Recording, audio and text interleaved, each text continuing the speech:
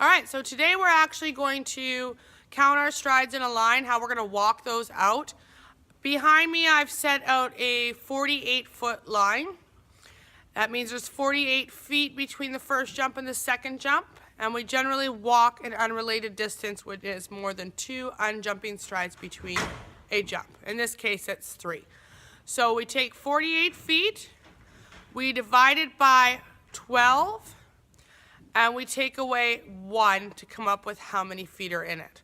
So 48 divided by 12 gives you 4, minus 1 is 3, so it's a 3-stride line.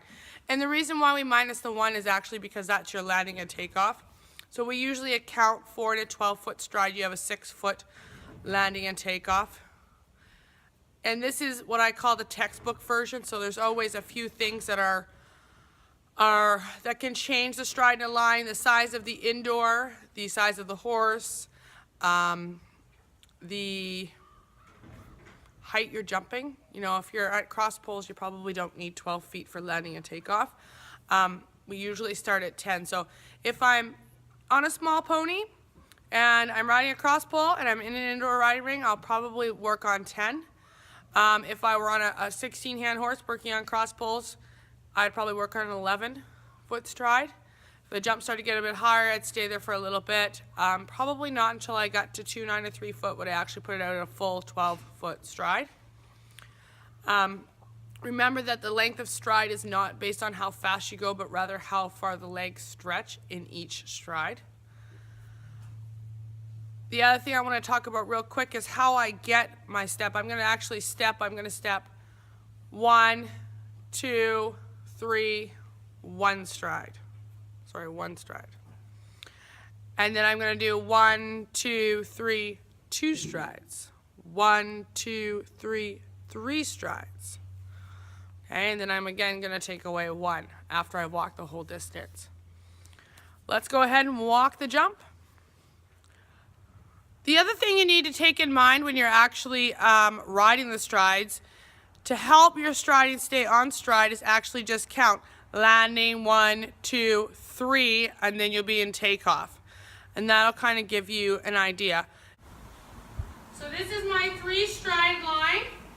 It is 48 feet. If you divide 48 divided by 12 gives you 4, and you take away 6 feet for landing and takeoff gives you 3 strides. So first we're going to walk it. My first step is going to be, what I do is I step 1, 2, 3, and then I add a notch on my finger. So I've got 1, 2, 3, 1 stride. 1, 2, 3, 2 strides. 1, 2, 3, 3 strides.